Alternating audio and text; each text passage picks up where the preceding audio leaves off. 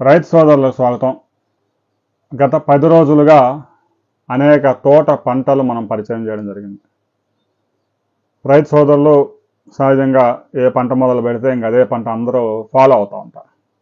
మనం గడిచిన 4 దశాబ్దాలుగా చూస్తూ ఉన్నాం. ఒక ప్రాంతంలో మిర్చి, కాటను, లేదంటే ప్యాడి, మొక్కజొన్న, ఈ పంటలే ఇంకా. అంటే ఏ పంట అయితే సులువుగా ఉంటుందో ఆ పంట వేయడం, ఇంకా లాస్ట్లో పంట బాగా కష్టపడి పండించి పురుగు మందులు కొట్టి పండించి విపరీతంగా పెట్టుబడులు పెట్టి చివరిలో ధర లేదని నష్టపోవడం జరుగుతూ ఉంది. మార్కెట్లో ఏ మార్కెట్లోనైనా ఒక్క 5% ఎక్కువ సరుకు వస్తే ఆ ధర 95% పైగా పడిపోయింది. సపోజ్ మదనపల్లి టమాటా మార్కెట్కి ఒక రోజుకి 350 లారీల టమాటాలు రావాల్సి ఉండగా 370 లారీలు కనుక వచ్చిందంటే ఆ రోజు ధరలు పతనం చేస్తారు. అదే 350 లారీల డిమాండ్ ఉన్నప్పుడు 300 లారీల సరుకు వస్తే ధర పెరిగింది. ఈ సూత్రం కామన్. సప్లై పెరిగితే ఆటోమేటిక్గా డిమాండ్ పడిపోద్ది, ధర కూడా తగ్గించేస్తారు. అందుకే రైతు సోదరులు సాంప్రదాయ పంటలతో పాటు 15 ఎకరాలు, 10 ఎకరాలు, 5 ఎకరాలు సాగు చేసే రైతులు 3 ఎకరాల సాంప్రదాయ పంటలు పెట్టుకుని 2 ఎకరాల్లో శాశ్వతంగా ఆదాయం వచ్చే పంటలు సాగు చేసుకోండి. ప్రతి సంవత్సరం 3 సార్లు విత్తనాలు వేయడం, విపరీతంగా పురుగు మందులు కొట్టడం అనే దానికి దూరంగా ఉండండి.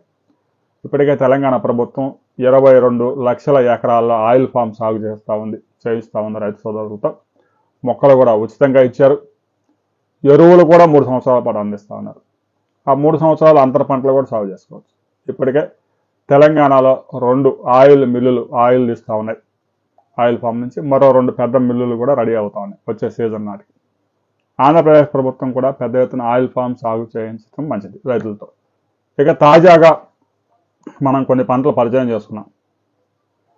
మకడామియా గురించి, వాటర్ యాపిల్ గురించి, ఈ పంటలన్నీ గురించి వాటి ఆదాయం ఏంటి, ఏ ఏ ప్రాంతాల్లో అది పండుతుంది అనే విషయాలు కూడా మనం చర్చించుకున్నాం. తాజాగా పిటాంగా అంటే బ్రెజిలియన్ చెర్రీ అనే ఫ్రూట్ ఈ మధ్యకాలంలో మార్కెట్లో పెద్ద ఎత్తున సేల్స్ అవుతా ఉంది. కేజీ 650 నుంచి 850 రూపాయల దాకా ఆన్లైన్లో కూడా దొరుకుతూ ఉంది.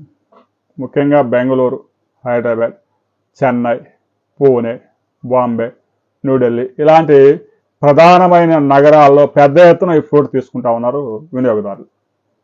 ఈ ఫ్రూట్లో సి విటమిన్లు పుష్కలంగా లభించడంతో పాటు యాంటీ ఆక్సిడెంట్లు విపరీతంగా ఉంటాయి. రోగ నిరోధక శక్తి విపరీతంగా పెరుగుతుంది.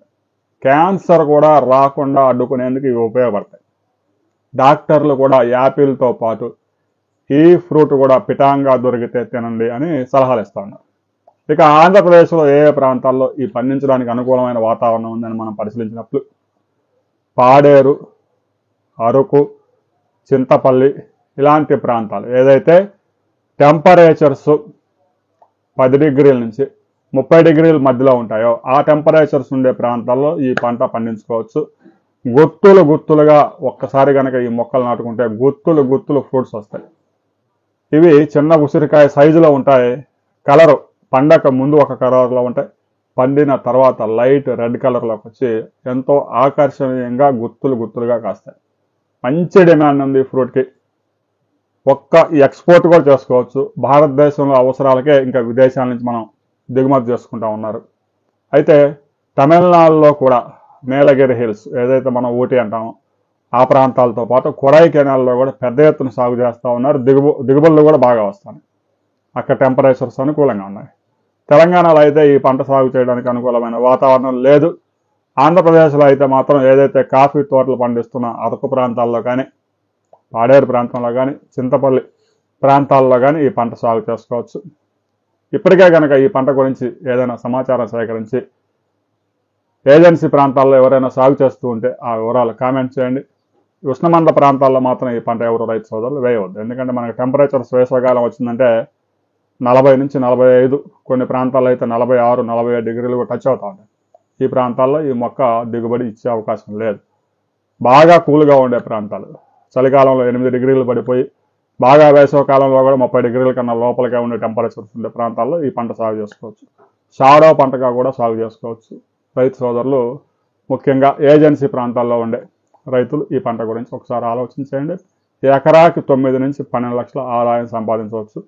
పురుగు మందులు పెద్దగా పిచికారి చేయాల్సిన అవసరం లేదు. సేంద్రియ ఎరువులతోనే సాగు చేసుకోవచ్చు. రాబోయే కొద్ది రోజుల్లో ఈ పంట గురించి మీకు కనుక ఏదైనా సమాచారం అందిస్తే తప్పనిసరిగా కామెంట్ చేయండి.